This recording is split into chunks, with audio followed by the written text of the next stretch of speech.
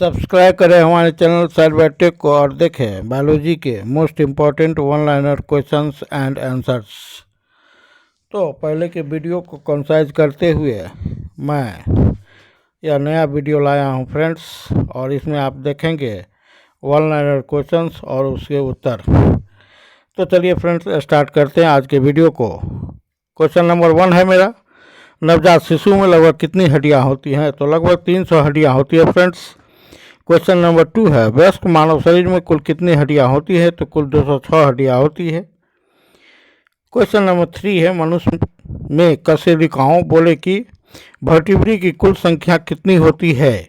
तो 33 होती है, 33।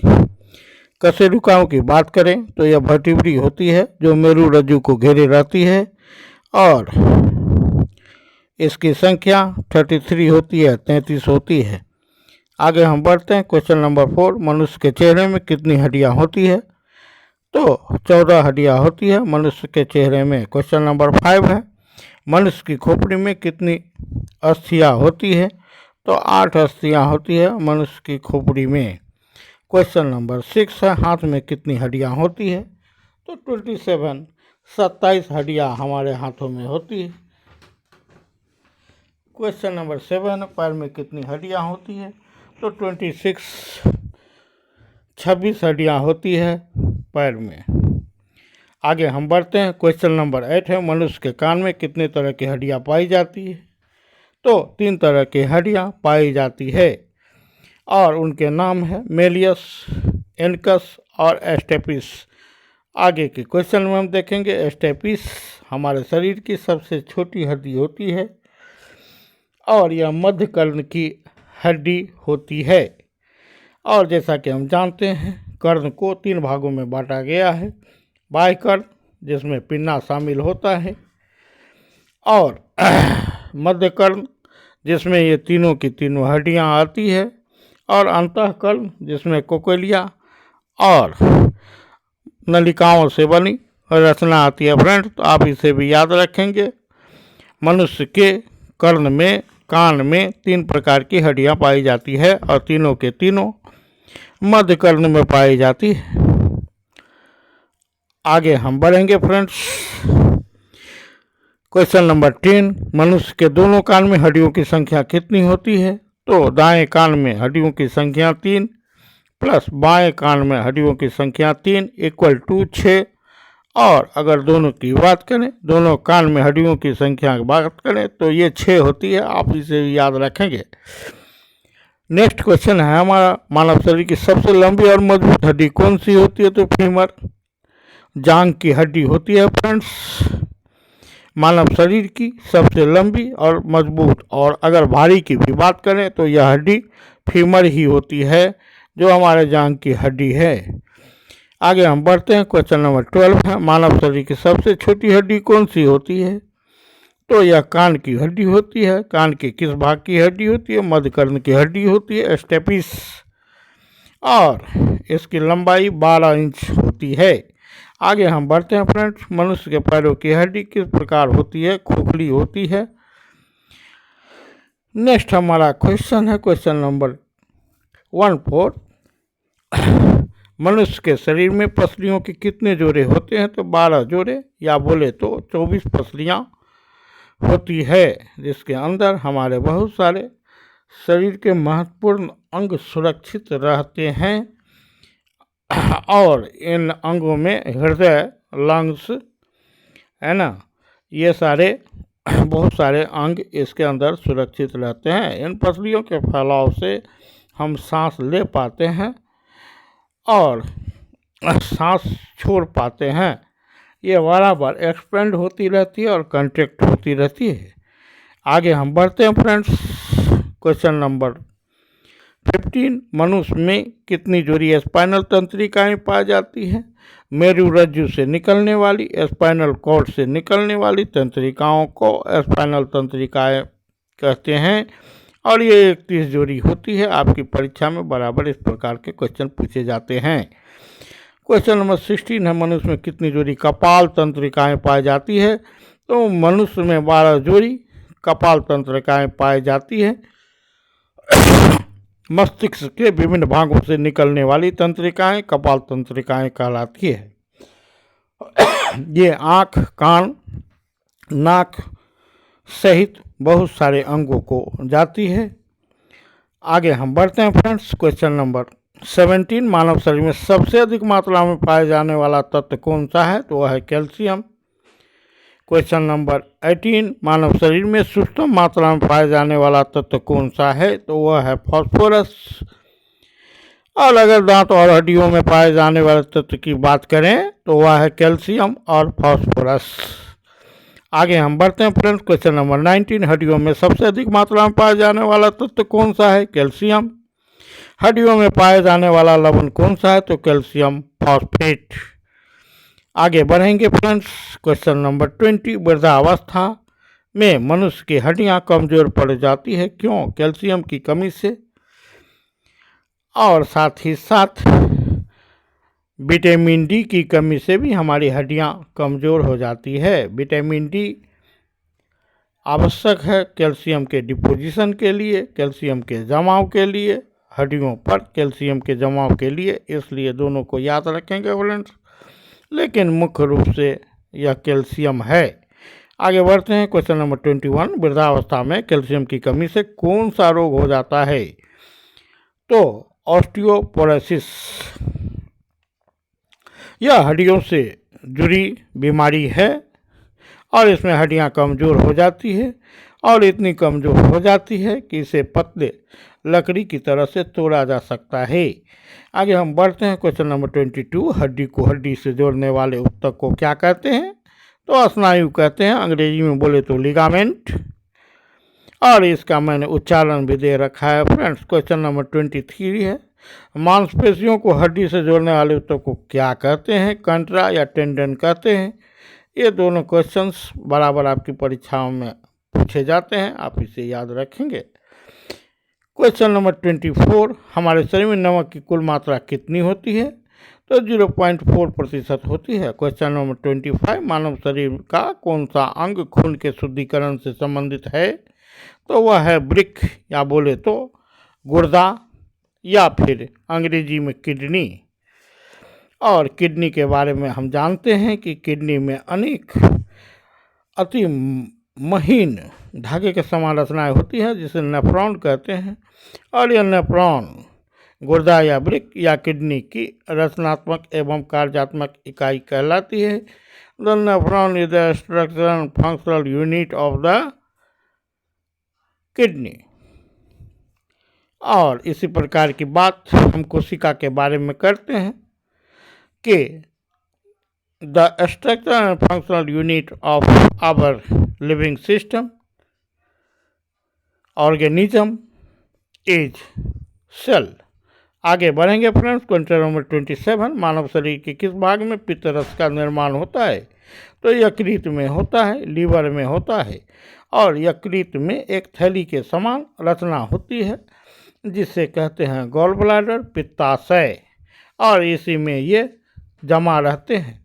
अगर पित्तरस की बात करें तो मैंने बताया था कि इसका भोजन के पाचन में एंजाइम की तरह कोई कार्य नहीं होता, बट ये वसा के पाइसीकरण, अंग्रेजी में बोले इमल्सिफिकेशन में कार्य करता है, अर्थात वसा को अत्यंत सूक्ष्म साबुन के बुलबुले के समान कणों में तोड़ देता है, जिस पर लाइपेज एंजाइम काम करती है। और लाइपेज एंजाइम वसा को ग्लिसरॉल और फैटी एसिड में तोड़ देती है।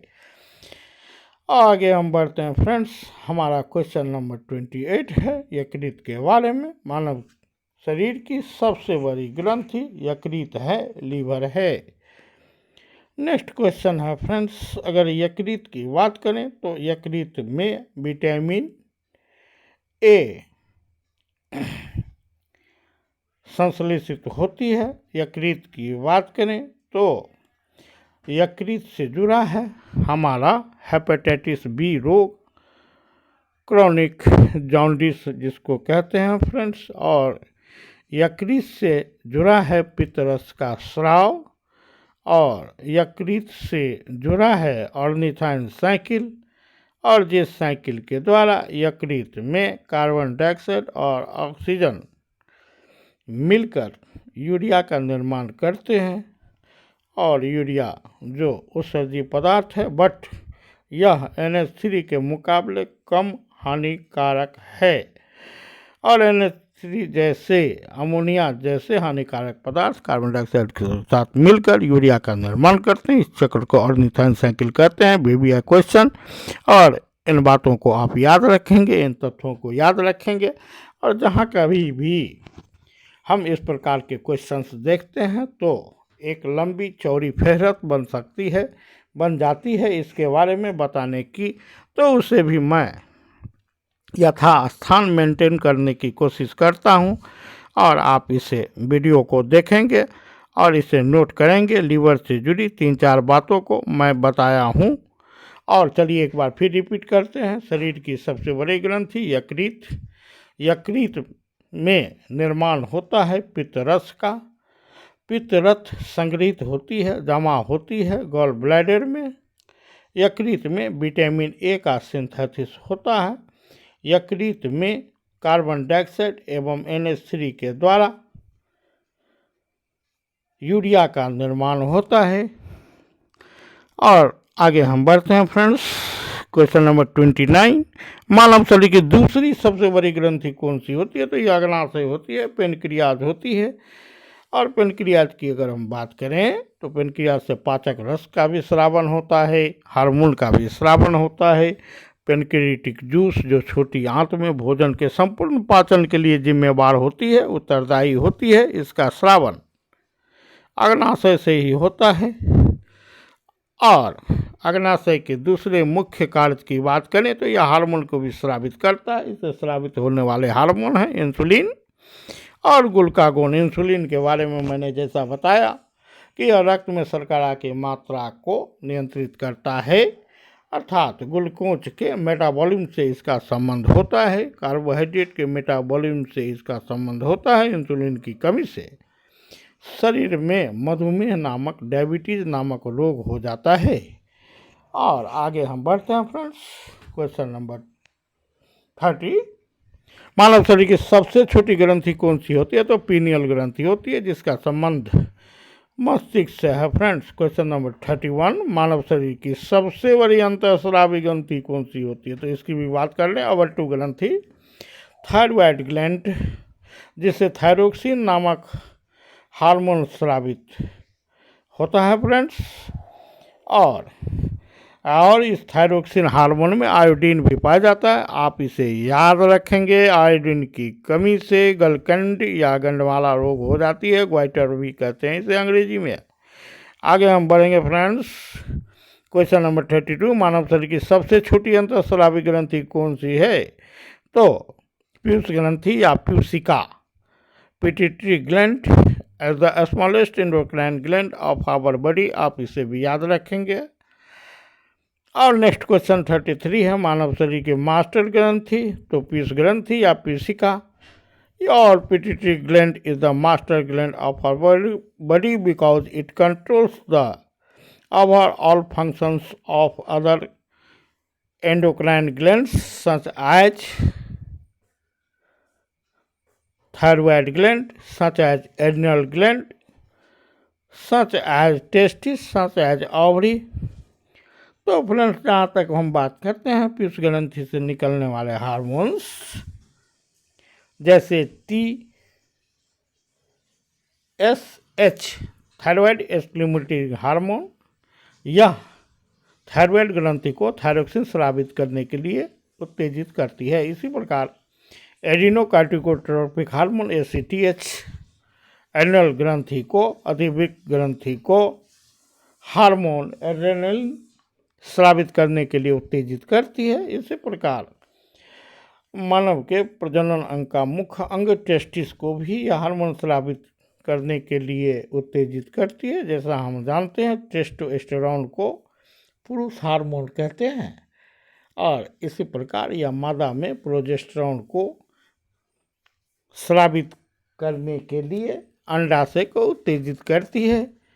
और इस प्रकार से यह मास्टर ग्रंथि कहलाती है। आगे हम बढ़ते हैं फ्रेंड्स, मास्टर ग्रंथि का दूसरा नाम क्या है? यह क्वेश्चन कभी क्वेश्चन आंसर के रूप में, कभी आंसर क्वेश्चन के रूप में। तो आप याद रखेंगे पीयूष ग्रंथि या पीयूषिका मास्टर ग्रंथि का दूसरा नाम है। क्वेश्चन नंबर 35, पीयूष ग्रंथि कहाँ स्थित होती है? तो मस्तिष्क के अधर तल पर स्थित होती है, हाइपोथैलेमस से जुड़ी होती है और पत्ती के समान, पेटियोल के समान एक रचना होती है। इनफंडिबुलर स्टॉक इससे जुड़ी होती है। किससे? हाइपोथैलेमस से। हाइपोथैलेमस के बारे में फ्रेंड्स मैंने बताया कि हाइपोथैलेमस को सुपर मास्टर ग्रंथि कहते हैं, जो पीयूष ग्रंथि का नियंत्रण करती है। आगे हम बढ़ते हैं। क्वेश्चन नंबर 36, मानव शरीर की सुपर मास्टर ग्रंथि कौन सी है? तो अर्धचेतक हाइपोथैलेमस। और हाइपोथैलेमस के बारे में जैसा कि हम जानते हैं कि हमारे शरीर के तापमान को नियंत्रित करता है और हमारे शरीर का सामान्य ताप कितना होता है, तो इसे भी आप याद रखेंगे।